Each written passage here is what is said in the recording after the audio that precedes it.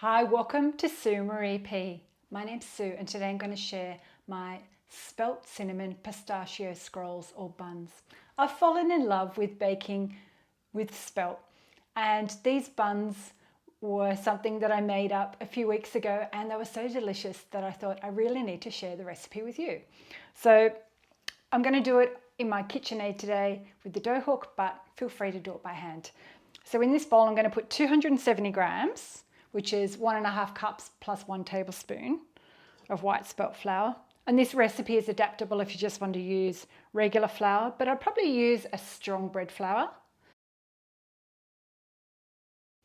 And I think it's really important to actually weigh your measurements when you're baking bread, because then, you know, it's always accurate. You can repeat it and it can always be perfect and the same. So I've got a light whole grain spelt flour that I get here in the UK.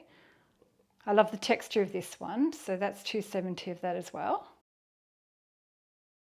I haven't really been showing you how to do the cups, but that's fine. So that's 270 of that. And in here I've got fast action dried yeast, 2.5 teaspoons or 7 grams. And I'm going to add a teaspoon of sugar.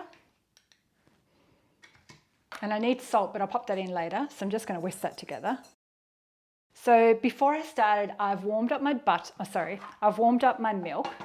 So I just warm it up for 2 minutes and then turn the heat off. So this is warm whole milk. So I'm putting in 250 mils to start with. And then we can always add more if we need it. I always heat up a little bit more. And then in here I've got some unsalted butter that I've melted on the stove top, and it's cooled down. I've had it cooling for 10 minutes, so that's 50 grams or 3 tablespoons. So I'm going to start mixing it on my stand mixer for a few minutes. And once it's kind of like a shaggy dough, that's when I add the salt. So I'm going to add the salt now, just 1 teaspoon. And the salt and sugar is really flexible. If you wanted to leave them out, that's fine. It will still taste good.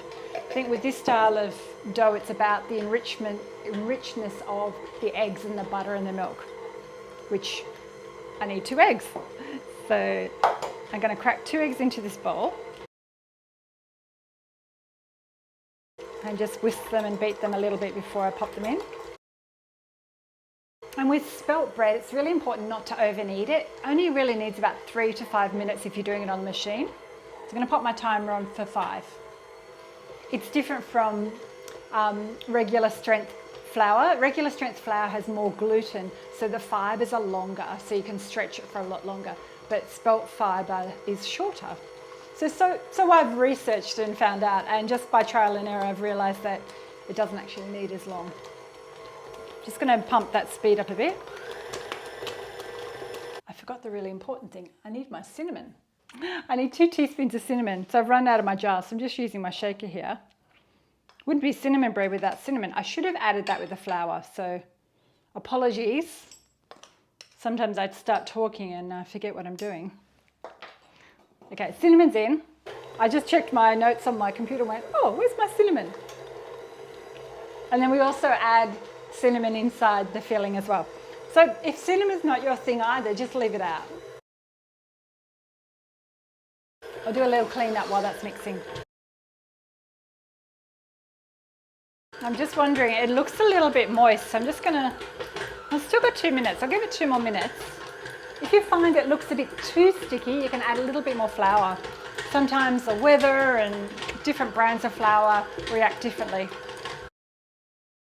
So I've just checked the dough and the bowl is looking really clean, and I'm just going to pop some flour on my hands.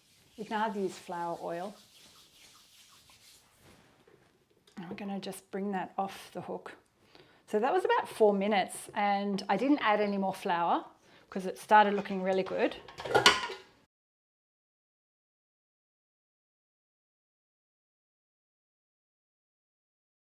It's quite sticky, but it's better to have the dough sticky and moist and not too dry. So I'm just making this into a ball. I'm going to add a little bit of flour to my bowl. I'm just going to reuse this bowl just to save washing up. pop this dough back in there. You can either cover it with plastic wrap or I've got a moistened or damped cloth. So I'm just going to cover it here. I've got no windows open, so there's no draft. It's nice and cozy in here. And I'm going to set this aside for an hour or 60 minutes until it doubles in size, and then we'll come back and we'll do the next step. So we're back with our dough. It's been an hour, and look at that. The test to see if it's done is if you pop your finger in it and then it gently springs back, that means it's ready. So I've got a little bit of flour on my bench, so I'm just going to bring the dough out of the bowl. Just add a little bit more flour. Now I need to roll it out.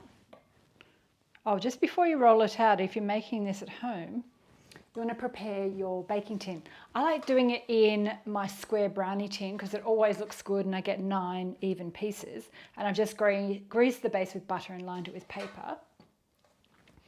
And I like to have my baking tray, which is, I think it's roughly about 30 by 40 or so, on standby because I use that as my template when I roll out my dough. So let's put some flour on my hands. Just squish out the dough so you get a little bit of the air out and make sure there's lots of flour underneath. We'll flour our rolling pin. Just make the rolling pin say hello to the dough. That's what I call it. It's kind of like making sure you just deflate it a little bit before you roll it. And so our aim is to get it like that tray. And the dough is so lovely and moist that it's a breeze to roll. And people always ask how thick. And I think it's around like 3 to 5 mil. I don't know, I just guess these things until it looks right. I think with bread making, you just have to be intuitive and just fall in love with the process. And if it's not perfect, that's fine because it's homemade. And that looks about right. Does that make sense? Let's check it with this. And it's pretty good. So if you want to be precise, you could use your template of your tray and then cut around the edge so you've got an exact rectangle.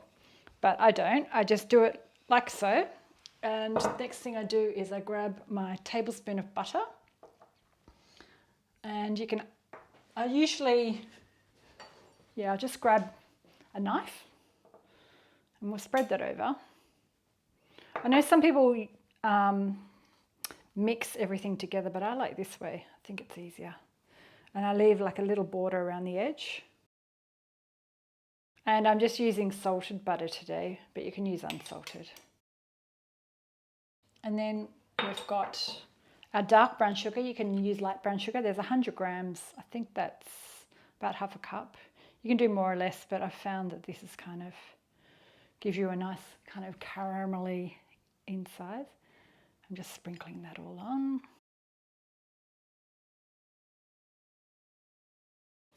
And then it's 3 teaspoons of cinnamon. I've got cinnamon in a little shaker, so I'm just going to generously shake the cinnamon on. If you don't like a lot of cinnamon, just be more sparing than I am. So that's a lot of cinnamon. And I've already pre-chopped some pistachios, so I've got 1/4 cup. I'm just sprinkling those into the middle. So I need 9 pieces, and I'm going to roll it from this end, which is the longest end, and hopefully I can do my division properly.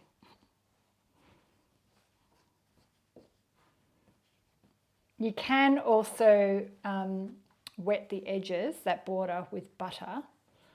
Not butter, water, but I didn't think I needed it today because my dough is quite sticky. Just pop some more flour on that bench there. I'm going to lift it up, pop the seam on. So I've got this big sausage. And my ends are a bit uneven, so I'm going to chop them off.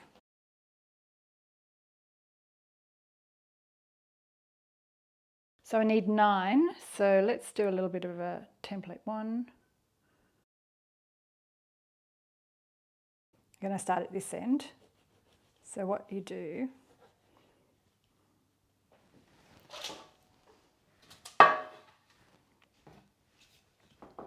Gotta make sure you can see what I'm doing. So grab the cut side that we've just cut off and place it in the corner. And then I just poke the top in. And it doesn't matter if they're not perfect. So the cut side in, and I poke the top down a bit. And mine are going to be a little bit uneven because I haven't measured them correctly. That'll be fine, Sue, it'll be fine. I can squish them down to try and make them look the same. I should have got a tape out and measured them.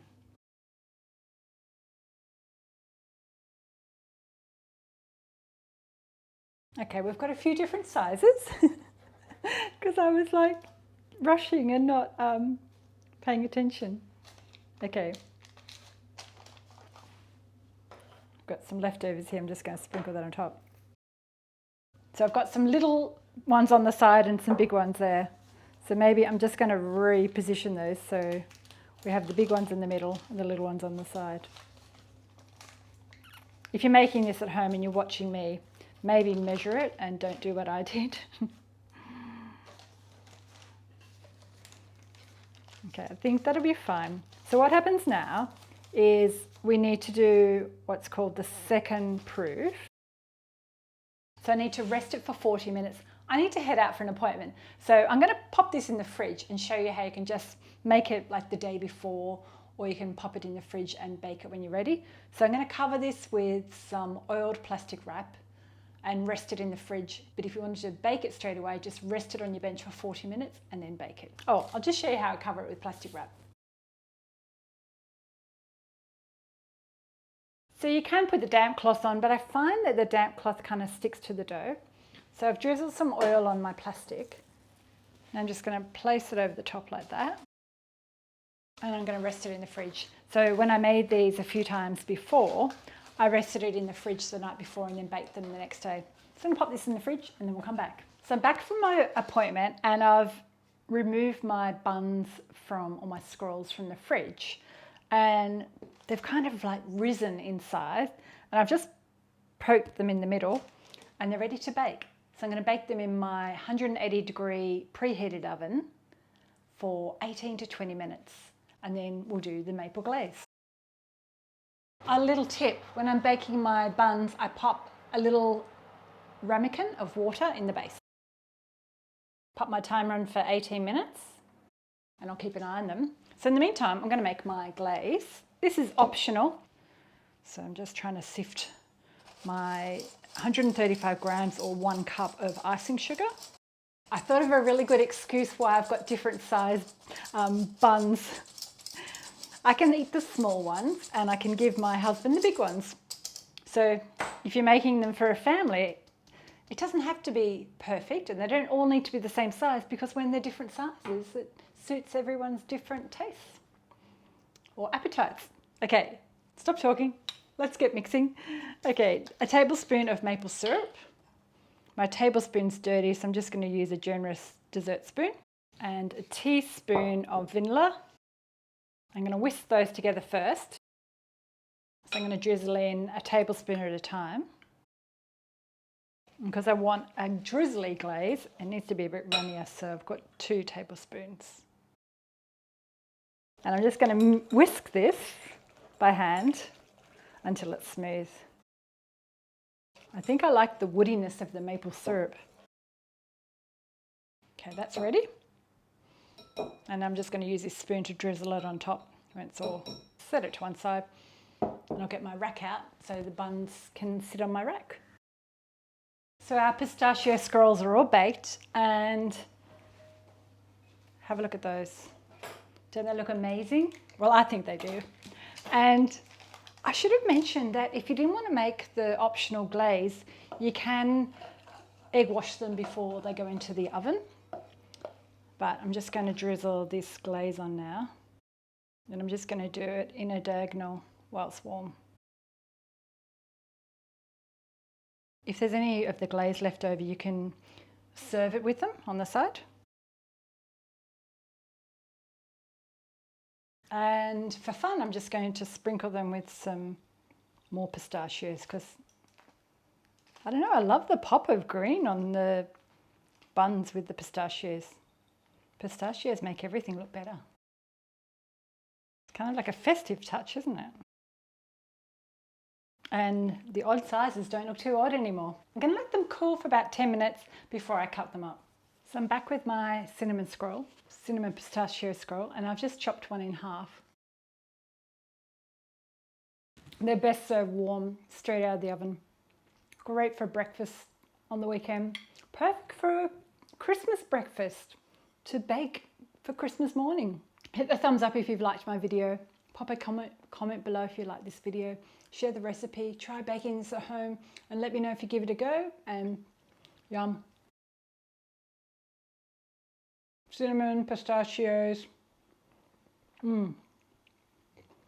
soft warm bun. The drizzle of maple glaze is delicious. Make this for your family and friends, and they'll love you forever. If you'd like to see some more recipes with Spelt, I'll pop some links up above. And thanks for watching, and I'll see you next time. Bye-bye.